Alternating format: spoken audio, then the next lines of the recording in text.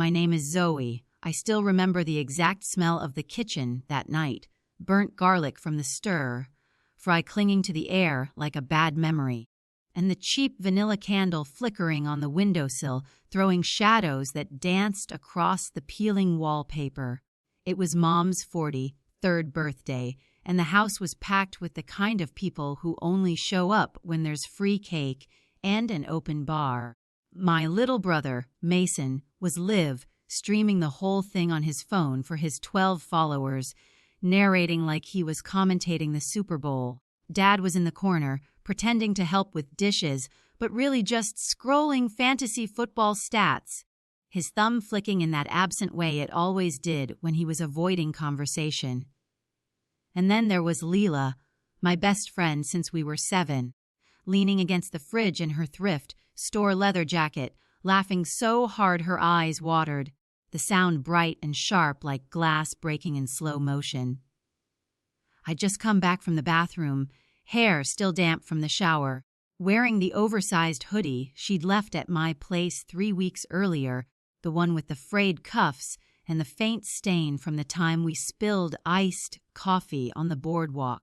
I was smiling because Mason had finally beaten his high score on whatever game he was obsessed with that month, and for 1 second everything felt normal, safe, like the world wasn't quietly cracking under my feet, like the floorboards weren't shifting just enough to make me question my balance. Mom raised her wine glass. Cheeks flushed from the Merlot Dad kept refilling like it was his job. To my beautiful disaster of a family, she slurred, and everyone cheered, the sound bouncing off the low ceiling like ping-pong balls. Then she looked right at me, Zoe, the quiet one who still lived in the basement bedroom with the glow, in the dark stars peeling off the ceiling, the one who never quite fit into the family photos, and said it. If you disappeared tomorrow, no one would miss you. The room didn't go silent. That's the part that still stings, like a paper cut you don't notice until hours later. Mason snorted, the sound muffled by the cake in his mouth. Dad coughed into his sleeve, the way he did when he was pretending not to hear something uncomfortable. Leela, my Leela, tilted her head like a dog hearing a weird noise and then laughed. Not a mean laugh, not at first. Just the kind you give when you think someone's exaggerating for effect, like when your friend says they're literally dying because they stubbed their toe. I stood there holding a paper plate with a half-eaten slice of chocolate cake, fork dangling like I'd forgotten how gravity worked. The candle flickered, throwing gold light across Mom's face, making her look younger for a second, like the mom who used to braid my hair before school. Someone's phone flashed, and I smiled, because that's what you do when your own mother just carved your heart out with a birthday toast and handed you the knife. Zoe, come on.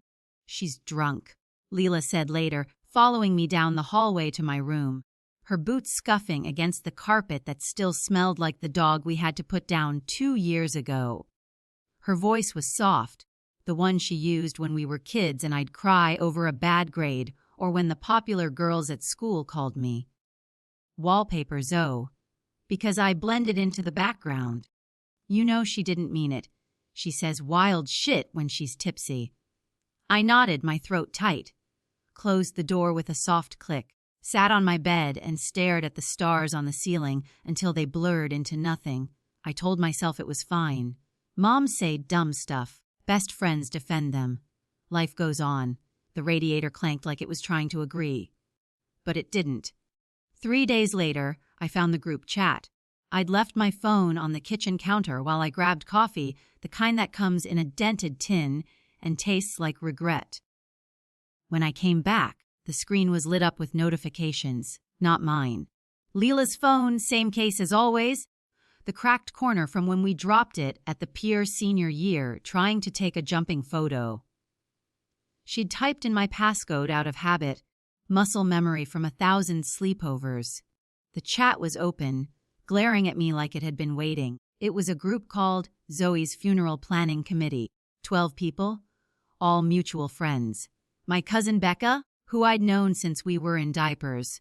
My old lab partner from Chem Jordan, who still owed me $20 from sophomore year. Even Mason, though he'd only sent memes, mostly crying Jordan Peele gifs. The messages went back months. I scrolled until my thumb cramped. Leela, 3:12 a.m. 2 weeks before the party, guys, she's literally a ghost. I love her, but does she even exist outside my passenger seat? I swear she only talks when I ask a direct question, Becca Farr. Remember when she tried to plan that hiking trip and just sat in the car the whole time? Said she had a headache, but we all knew. She just didn't want to sweat Mason. She still has my Switch games from 2021 Elmao. I'm pretty sure she uses them as coasters, Jordan. She once told me her favorite color was the absence of color. Like, girl, what? And then, the day after the party, Leela again. Okay, but Mom was not wrong. If Zoe vanished, we'd just be like, oh. Anyway, past the aux cord, I read it in the dark, standing over the sink, coffee going cold in my hand. The screen glowed blue on my face like a bad horror filter, turning my reflection in the window into something ghostly. I didn't cry. Not then. I just felt this hollow click, like something inside me unlatched. A door I didn't know was locked, swinging open into a room I'd never seen. I screenshotted everything, saved it to a hidden folder labeled Taxes 2019, because no one would ever look there. Then I put Leela's phone back exactly where she left it, screen down, charging cable slightly crooked, the way she always did because she said straight cables gave her anxiety. That night, I lay awake listening to the house settle. The radiator clanked like it was trying to warn me. Dad snored through the wall, a sound like a chainsaw with asthma, and I made a plan. Not loud, not dramatic, just quiet like me. I started small, the way you test if water's too hot, one toe at a time. First, I stopped responding in the group chats. Not ghosting, exactly. Just delays. An hour, then 4, then a day. When someone asked if I was okay, I'd send a selfie from my bedroom mirror, eyes red from allergies. Caption: just tired lol, adulting is hard. They'd heart it, move on. The algorithm did the rest. Leela noticed first. Of course she did. She knew my rhythms better than I did. You've been weird, she said at lunch. Sliding into the booth across from me at the diner we'd claimed since sophomore year. The one with the cracked red vinyl and the waitress who called everyone. The seat squeaked like it was complaining. She smelled like vanilla and the coconut conditioner we both used because we'd bought it in bulk at Costco during a 2 a.m. panic about running out. Like quiet, not your normal quiet. I stirred my milkshake with the straw, watching the cherry sink to the bottom like it was trying to escape. Just stressed. Work's been a lot. My boss is on this kick about synergy, and I want to die. She reached for my hand across the table. Her nails painted the same chipped black they'd been since junior year. You know you can talk to me, right? About anything. Like when your dad forgot your birthday that one year and we ate an entire sheet cake in your car. I looked at her fingers on mine, soft, familiar, the tiny scar on her thumb from when we tried to make friendship bracelets with wire, and I felt nothing, not anger, not sadness, just a vast, quiet nothing. Yeah, I said, squeezing once before pulling away to grab a fry. I know. She smiled, relieved. I smiled back. The jukebox played something old and sad. Part 2 began the next weekend, slow and inevitable as frost creeping across a window. We were supposed to go to the cabin, Leela's family tradition every fall. Just us, like old times. I'd been excited for weeks. Packed my favorite hoodie cell as hers, technically. The one with the hole in the pocket where I kept emergency chocolate. Made a playlist called Cabin Vibes 2024, with every song we'd screamed in her Jeep since we were 16. Even bought those stupid marshmallow roasting sticks shaped like swords because she'd sent me a TikTok about them and said, we NEE these. But the night before I texted her can't make it. Period came early and it's brutal. Sorry. Cramps are murder. She called immediately. I let it ring to voicemail, then texted back phone's dying. Talk soon. Love you. I wasn't on my period. I was in my car. parked 3 blocks from her house under a broken streetlight, watching her bedroom light flick on and off through the curtains like a heartbeat. She paced, texted someone. I could guess who. The glow of her phone lit her face in pulses, blue, white, blue. The next morning, the group chat blew up. I read it in the campus library, headphones in, pretending to study for a midterm I'd already aced. Leela, Zoe bailed last minute, said she's sick but won't answer calls. WTF, we had plans. Becca, classic Zoe, flakes when it's inconvenient. Remember the beach trip? Mason bet she's just sleeping. Girl hibernates, Jordan. Maybe she's finally embracing her absence of color. Aesthetic lol, I screenshotted. Added to the folder. My hands didn't shake. I felt calm, like floating just above my own body, watching myself move through the world like a ghost in a snow globe. That's when I started the journal, not a real one, a Google Doc, titled, Things I Noticed. I shared edit access with no one, just me. Every time someone said something about me, assuming I wouldn't see, I copied it. Screenshots, voice memos, timestamps. I dated them like evidence in a trial I hadn't decided to hold yet. October 14th, 2:47 p.m., Leela to Becca, overheard in the bathroom at the mall. Honestly, I only keep her around because I feel bad. She's like a stray cat you feed but don't let inside. October 19th, 11:03 p.m., Mason to his Discord server. My sister's friend is so clingy, it's embarrassing. Like, girl, get a life. October 22nd, 7:15 a.m., Rebecca on her private story. Some people are just background characters in your movie. I didn't read them at night anymore. I read them in the morning, with coffee like the weather report. Cloudy with a chance of betrayal. 40% chance they'll pretend to care today. Leela tried harder. Showed up at my door with Thai food and that sad puppy face she'd perfected in middle school when she wanted to copy my math homework. I miss you, she said, kicking off her boots in the hallway, leaving little piles of autumn leaves. It's not the same without you. I let her in. We watched 3 episodes of that show we used to quote line for line, the one with the terrible wig choices and the soundtrack that made us cry. She fell asleep on my couch, mouth open, one sock missing. Hair fanned across the pillow like spilled ink. I covered her with the blanket my grandma knitted before she died. Took a photo, saved it to the folder. Then I opened the doc and typed, she still thinks I'm the one who needs saving. She still falls asleep in my bed like nothing's wrong. The revenge wasn't loud. It was surgical, a scalpel, not a sledgehammer. I started leaving traces, not of anger, of absence. I forgot to invite Leela to the holiday party I threw for our friend group, sent the invite to everyone else, even Jordan, who I hadn't spoken to since graduation. When she texted, confused, heard emojis piling up, I said, "Oh my God, I thought Becca told you. I'm so sorry. It was last minute. There's still time." She showed up anyway, breathless, holding a bottle of wine like a peace offering, cheeks red from the cold. I hugged her at the door, tight, like I used to when we were kids and one of us had a nightmare. Introduced her to people as my oldest friend, the one who knows where all the bodies are buried. Took a selfie. Posted it with the caption, "Grateful for the ones who show up, even when the world's on fire." The likes rolled in. She glowed, spinning in my living room to the music, fairy lights catching in her hair. I watched from the kitchen, sipping cider that tasted like cinnamon and regret. 2 weeks later, I stopped posting altogether. No stories, no tweets.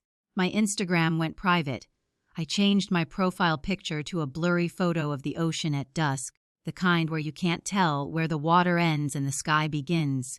People noticed. Asked Leela where I was. She didn't know. Started making excuses. She's just busy.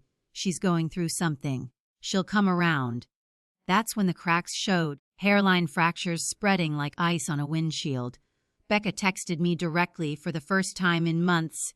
"Hey, is everything okay?" Leela's freaking out. She thinks you're mad at her. I waited 3 hours. Replied, "Yeah, just need space. Tell her I'm fine. I'll call when I'm ready."